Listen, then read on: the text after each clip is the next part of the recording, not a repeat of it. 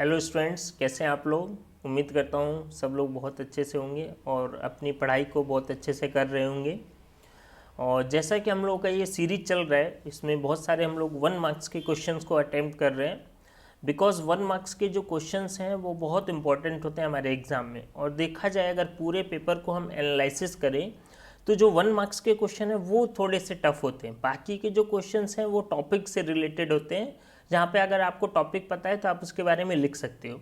But जो 1 marks के questions होते हैं वो थोड़े ट्रिकी क्वेश्चंस होते हैं। तो 1 मार्क्स के क्वेश्चंस को अच्छे से पढ़ना बहुत ज़रूरी है और समझ के करना पड़ेगा, ठीक है।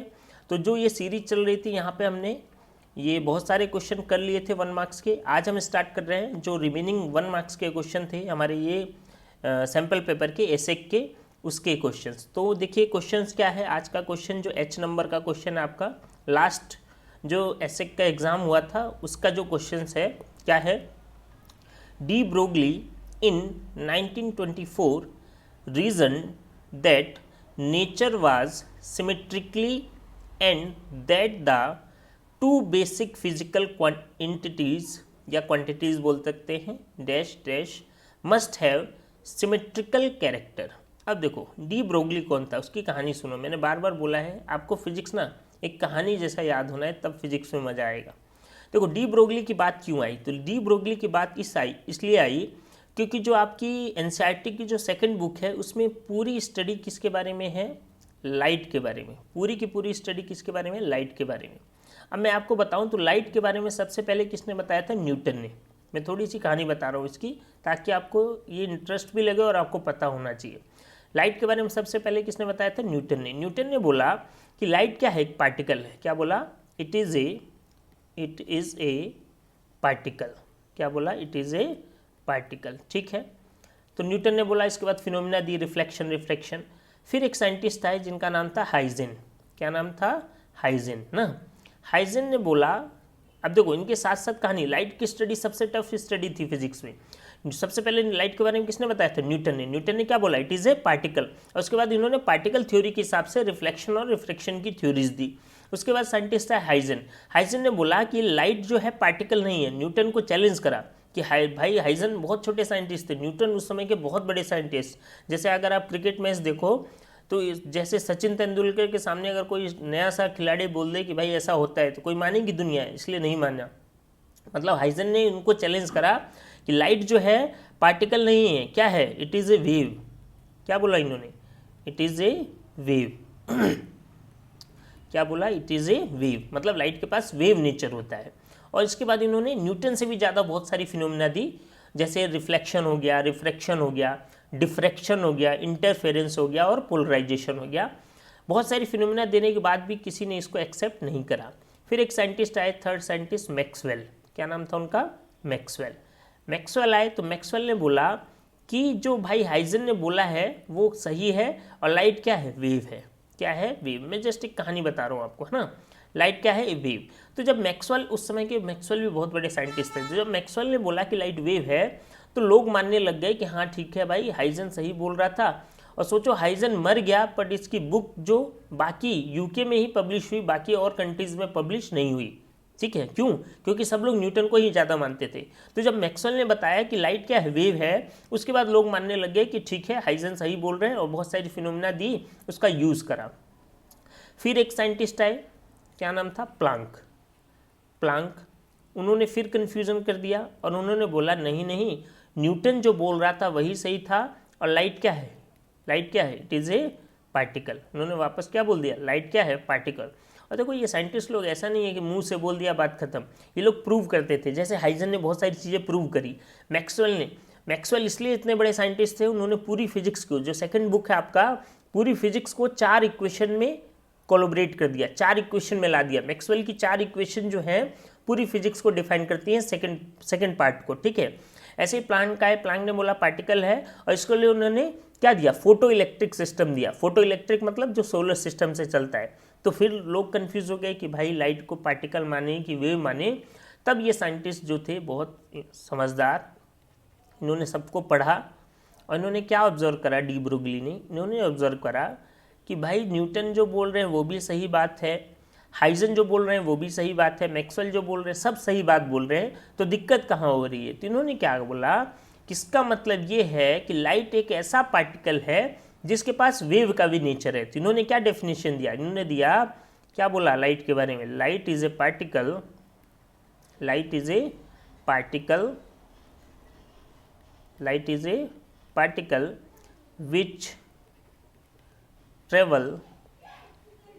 which travel in wave form। किस फॉर्म में ट्रेवल करता है?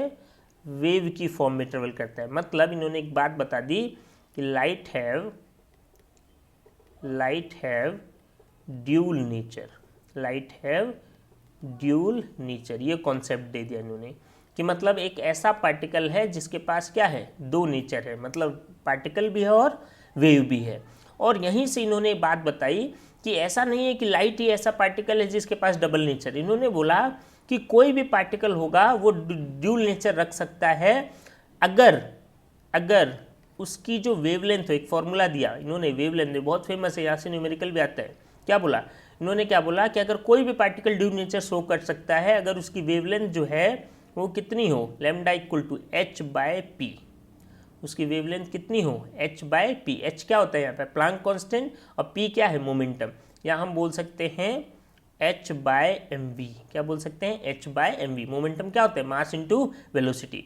कोई भी पार्टिकल, कोई भी मैटर वेव नेचर शो कर सकता है अगर वो ये वेवलेंथ को सेटिस्फाई करे। इस वेवलेंथ को अगर मिल गया उसके पार्टिकल के पास तो वो क्या बन जाएगा? एक पार्टिकल जो होगा वो क्या बन जाएगा? वेव बन जाएगा। ठीक है, तो अब यहाँ पे इन्होंने दो फिजिकल क्वांटिटीज़ को आपस में मिलाया जो इस क्वेश्चन का आंसर है। किसको किसको? पार्टिकल मतलब मैटर, पार्टिकल भी लिख सकते हो पर मैटर ज़्यादा सही है। Matters and energy, matters and energy. अब यहाँ पे देखो मोमेंटम लिखा हुआ है, अब आप कंफ्यूज मत होना। जिसके पास मोमेंटम होता है उसके पास क्या होती है? एनर्जी भी होती है। तो क्या बोला इन्होंने? ड्यूल नेचर के बारे में बताया कि जिस पार्टिकल के पास, पार्टिकल मतलब मैटर, जिस पार्टिकल के पास मैटर है उसके पास क्या होती है? एनर्जी भी होती है। ठीक है, या वो वेव नेचर शो कर सकता है। तो इसका आंसर क्या हो जाएगा? Matters and energy. क्लियर है? उम्मीद करता हूँ समझ में आया। चलिए नेक्स्ट क्वेश्चन की तरफ बढ़ते हैं हम लोग। और नेक्स्ट क्वेश्चन जो है हमारा वो है, ठीक है ये क्वेश्चन हो गया। नेक्स्ट क्वेश्चन की तरफ चलते हैं। क्या है देखो, नेक्स्ट क्वेश्चन हमारा बहुत अच्छा क्वेश्चन है ये भी। बोला है according to Bohr's second postulate of quantization, the angular momentum of electron, बहुत इंपॉर्टेंट है, ध्यान रखना, न्यूमेरिकल भी आता है यहाँ से। the angular momentum of electron in the first possible orbit। तो बोर जो थे उन्होंने ये बताया, दुनिया को ये समझाया कि हम बोलते हैं ना ऑर्बिट होता है, हम क्या बोलते हैं? ऑर्बिट है भाई। ये क्या बोलते हैं? कोई भी एटम है, इसके अंदर क्या होता है? न्यूक्लियस होता है, और फिर इसके चारों तरफ क्या होता है? ऑर्बिट्स होते हैं ना। जैसे आप लोगों ने केमिस्ट्री में भी पढ़ा होगा, ऑर्बिट्स होते हैं। ठीक है, अब हम जानते हैं फर्स्ट वाले को हम क्या बोलते हैं? के, फिर एल, फिर एम, और फिर क्या बोलते हैं? एन। ऐसे 4 ऑर्बिट लेके चलते हैं बड़ा बड़ा ना। जो फर्स्ट हो गया, सेकंड हो गया, थर्ड हो गया, ये 4 हो गया। तो इन्होंने बोला कि जो इसमें इलेक्ट्रॉन आते हैं, जैसे फर्स्ट ऑर्बिट में कौन से इलेक्ट्रॉन जाएंगे, तो यहाँ पे जो इलेक्ट्रॉन फिलअप होते हैं वो डिपेंड करते हैं एनर्जी पे। किस पे डिपेंड करेंगे? एनर्जी पे। और उसके लिए उन्होंने फॉर्मूला दिया कि कोई भी इलेक्ट्रॉन फर्स्ट ऑर्बिट में कौन सा इलेक्ट्रॉन जाएगा, उसके लिए उसका एंगुलर मोमेंटम जो होगा, उसका जो एंगुलर मोमेंटम होगा, angular momentum MVR angular momentum होता है, वो कितना होना चाहिए? NH/2π। कितना होना चाहिए? NH/2π। ये फॉर्मूला दिया, बहुत इंपॉर्टेंट फॉर्मूला दिया। क्या बोला कि ये जो फर्स्ट ऑर्बिट में जो इलेक्ट्रॉन जाएंगे या सेकंड ऑर्बिट में जो इलेक्ट्रॉन जाएंगे, हर किसी के लिए एक अलग एनर्जी लेवल है। तो अपनी एनर्जी लेवल के हिसाब से इलेक्ट्रॉन फिल होते हैं ऑर्बिट पे ना। और उस कैसे पता चलेगा? तो ये फॉर्मूला उसको वैलिड करना पड़ेगा। उस इलेक्ट्रॉन का जो एंगुलर मोमेंटम होगा MVR, एंगुलर मोमेंटम क्या होता है? नॉर्मल लीनियर मोमेंटम क्या होता है? MV, और एंगुलर मोमेंटम क्या होता है? MVR। तो MVR है जो किसके इक्वल होना पड़ेगा? NH/2π। N क्या है? N क्या होगा यहाँ पे? नंबर ऑफ ऑर्बिट होगा, नंबर ऑफ ऑर्बिट होगा ना। तो यहाँ से आप, यहाँ पे आपको क्या पूछा है इस क्वेश्चन में? First possible orbit. First possible के लिए n की वैल्यू कितनी हो जाएगी? 1। तो हमारा फॉर्मूला जो क्या आ जाएगा? MVR, और n की जगह 1 लिख दोगे तो क्या आएगा? H/, क्या आ जाएगा? h/2π, ठीक है। तो हमारा आंसर क्या हो जाएगा, एंगुलर मोमेंटम किसके इक्वल होना चाहिए, h/2π। अगर कोई बोलता है सेकंड ऑर्बिट के लिए तो यहाँ पे क्या आ जाता है 2, अगर कोई बोलता है थर्ड ऑर्बिट के लिए तो 3 आ जाता है, फोर्थ ऑर्बिट के लिए 4 आ जाता है। क्लियर है, सिंपल। ये फॉर्मूला याद रखो, बहुत इंपॉर्टेंट है, न्यूमेरिकल भी आता है, ठीक है। तो यहाँ पे देखो ऑप्शन मिसमैच कर रखा है, जैसे 2π/h, h/2π, तो ये हमारा सही हो गया। फिर 2π, मतलब ऑप्शन बार बार दे रखा है, कंफ्यूज मत होना। ऐसे आपको आंसर, अगर ऐसे क्वेश्चन आते हैं तो आपको करेक्ट आंसर, जो आपका करेक्ट आंसर उस पर मार दीजिए, आपको नंबर यहाँ से मिलेगा ना। यहाँ पे ऑप्शन रिपीट हो गया, कोई दिक्कत वाली बात नहीं, ठीक है। समझ में आया सबको। चलिए नेक्स्ट क्वेश्चन की तरफ चलते हैं। नेक्स्ट क्वेश्चन देखिए क्या बोल रहा है, the act of transmission, next question के क्या बोल रहा है, the act of transmission of information is, मतलब आप इंफॉर्मेशन को ट्रांसमिट करने के लिए, इंफॉर्मेशन को ट्रांसमिट करना है, ट्रांसफ़र करना है, इस एक्ट को क्या बोलते हैं, ये कौन सा तरीका है। जब आप इंफॉर्मेशन किसी को ट्रांसफ़र करते हो तो यही तो क्या कहलाता है, कम्युनिकेशन कहलाता है। क्या कहलाता है, कम्युनिकेशन कहलाता है। यही तो कम्युनिकेशन कहलाता है ना भाई। हम एक दूसरे से बात करते हैं तो हम क्या करते हैं, अपनी इन्फॉर्मेशन को एक दूसरे से ट्रांसफ़र करते हैं ना। तो ये एक्ट क्या कहलाता है, कम्युनिकेशन कहलाता है। क्लियर है सबको, बहुत इजी क्वेश्चन था, ठीक है ना। चलो नेक्स्ट क्वेश्चन देखो, बहुत इंपॉर्टेंट क्वेश्चन है। एल क्या बोल रहा है, H2O इज ए पोलर और नॉन पोलर मॉलिक्यूल। तो पहले इसको समझते हैं, ये पोलर और नॉन पोलर मॉलिक्यूल क्या होता है, ठीक है। तो देखो पहले मैं आपको बता देता हूँ, फिजिक्स में यहाँ पे हम 3 तरीके की चीज़ें पढ़ते हैं। एक पढ़ते हैं कंडक्टर, आप सब लोग जानते हैं। एक क्या होता है, कंडक्टर। कंडक्टर क्या होता है, जिसमें से क्या पास कर सके, जिसमें से क्या पास कर सके, करंट। जिसमें से करंट इजीली पास कर जाता है वो क्या कहलाता है, कंडक्टर। और करंट इजी पास क्यों करता है, इसका रीज़न क्या है, because they have free electrons. इनके पास क्या होते हैं, फ्री इलेक्ट्रॉन्स होते हैं, ठीक है। और तीसरी बात क्या, कंडक्टर का बता रहा हूँ, दे कैन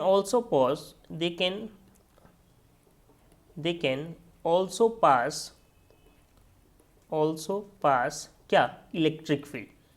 कंडक्टर में क्या पास होता है, करंट पास होगा तो इलेक्ट्रिक फील्ड भी पास होगा। क्लियर है, ये बात हो गई। अब हम नेक्स्ट अगर बात करें नेक्स्ट की, तो यहाँ पे हम नेक्स्ट जो हमारा फिजिक्स में होता है वो क्या होता है, इंसुलेटर। क्या होता है, इंसुलेटर्स होते हैं। अब इंसुलेटर क्या होते हैं, तो देखो तीनों का डिफरेंस समझ लो। Insulator, they do not pass current, simple definition बता रहा हूँ आपको।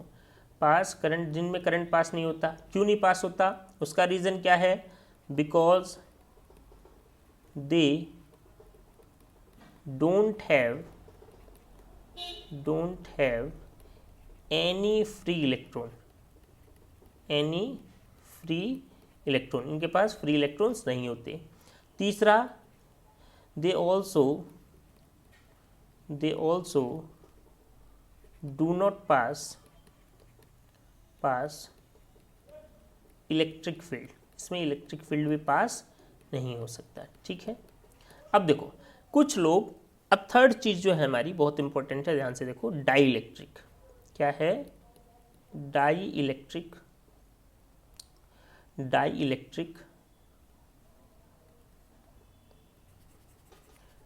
इलेक्ट्रिक क्या बोलेंगे,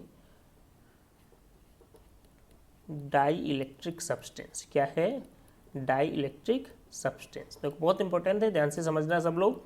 और दो मार्क्स का भी आ सकता है आपके एग्जाम में, ठीक है ना, डाई इलेक्ट्रिक सब्सटेंस के बारे में। तो डाई इलेक्ट्रिक सब्सटेंस क्या होते हैं, तो डाई इलेक्ट्रिक ऐसे सब्सटेंस होते हैं, दे डू नॉट पास करंट, मतलब ये करंट पास नहीं कर सकते, बट they can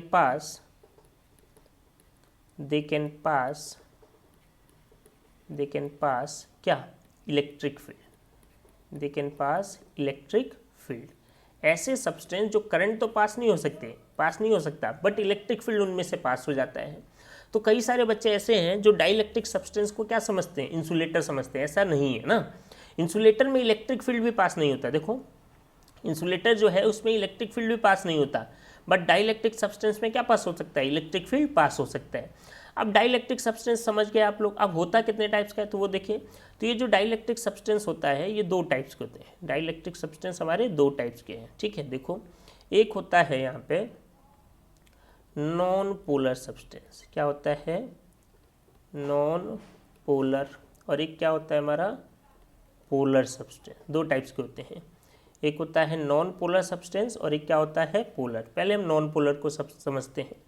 तो देखो ये क्या होते हैं डाइलेक्ट्रिक, तो जैसे जितने भी गैसेज हैं, पानी है ना, लिक्विड है, ये सब क्या है, dielectric substance. Non polar substance क्या कहलाते हैं, नॉन पोलर सब्सटेंस का अगर एग्जांपल दूं आपको तो नॉन पोलर सब्सटेंस के एग्जांपल क्या हैं, जैसे O2, H2, ये सब हो गया ना, गैसेज, जितने भी गैसेज हैं, इनर्ट गैसेज ना, वो कैसा बिहेव करेंगे, नॉन पोलर सब्सटेंस जैसा।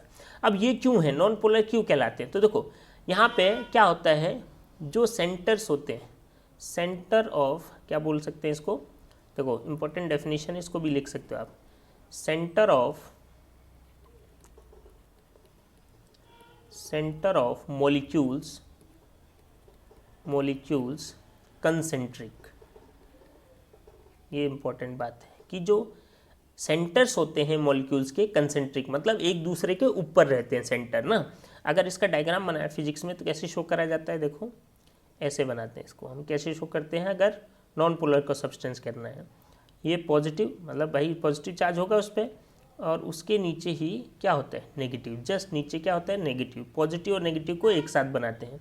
अगर ऐसा सब्सटेंस है तो ये क्या कहलाएगा, नॉन पोलर, ठीक है। जिनके सेंटर पॉजिटिव और नेगेटिव चार्ज, मॉलिक्यूल से एक दूसरे के ऊपर रहते हैं, सेंटर क्या होता है, कंसेंट्रिक होता है।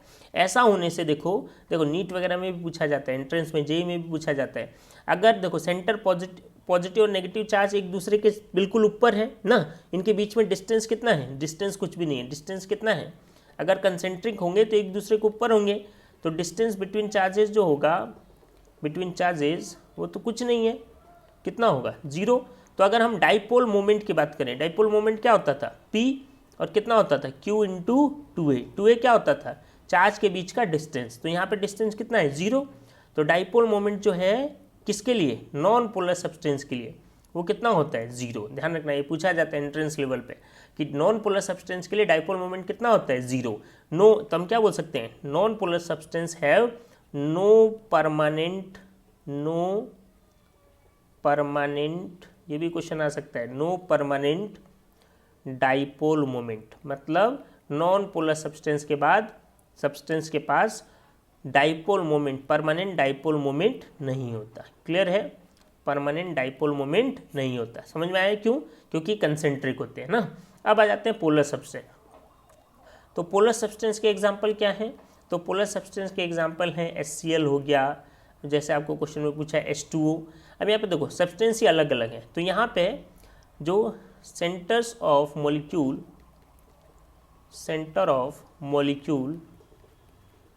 मॉलिक्यूल्स डज नॉट कंसेंट्रिक, मतलब एक दूसरे के ऊपर नहीं होते।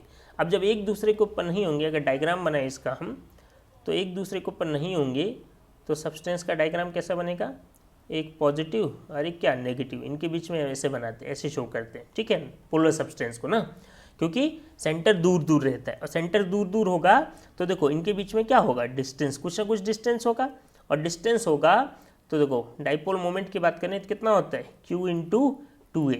ये कुछ ना कुछ डिस्टेंस आएगा, क्योंकि इनके बीच में क्या है, डिस्टेंस है, तो इसके पास हमेशा क्या होता है, डाइपोल मोमेंट होता है। तो यहाँ ध्यान रखना, पोलर सब्सटेंस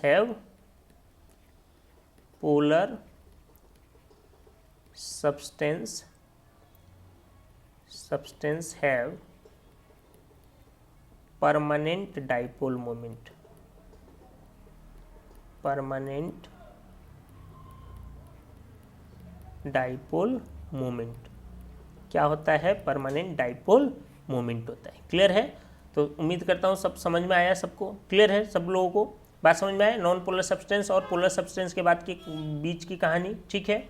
चलो नेक्स्ट क्या है, देखो ये नेक्स्ट क्वेश्चन एक और है, question number J, last question है आपका 1 मार्क्स का। क्या बोल रहे हैं, which of the following option is A correct unit of diode reverse current. अब देखो डायोड रिवर्स करंट क्या होता है।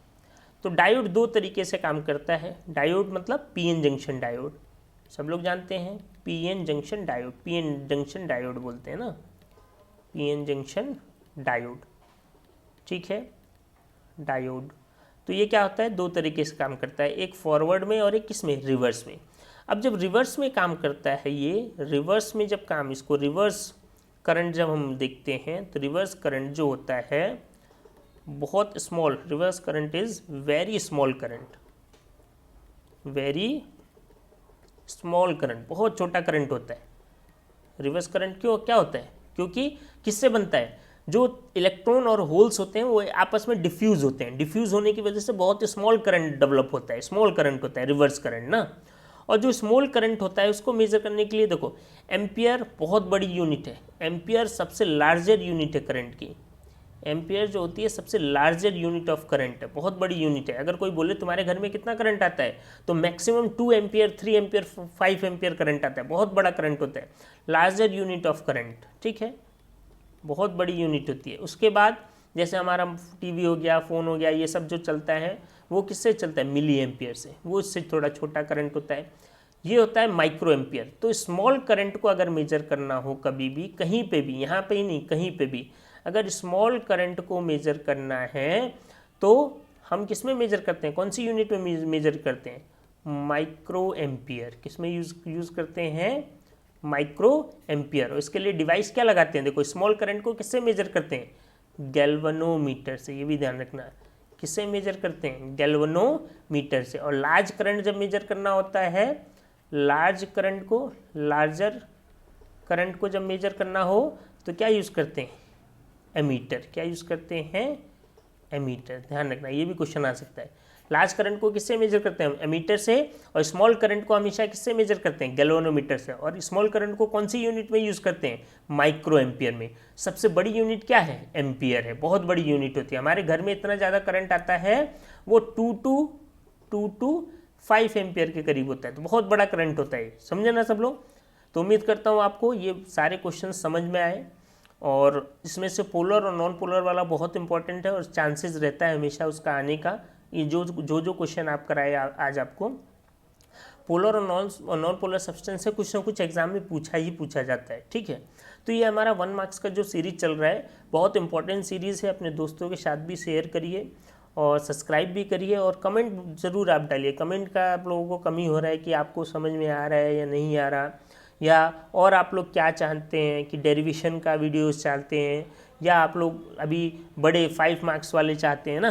क्योंकि हम लोग जो सोच रहे हैं, पहले हम 1 मार्क्स के क्वेश्चन इसलिए करा रहे हैं क्योंकि ये थोड़ी ट्रिकी क्वेश्चंस होते हैं, ठीक है।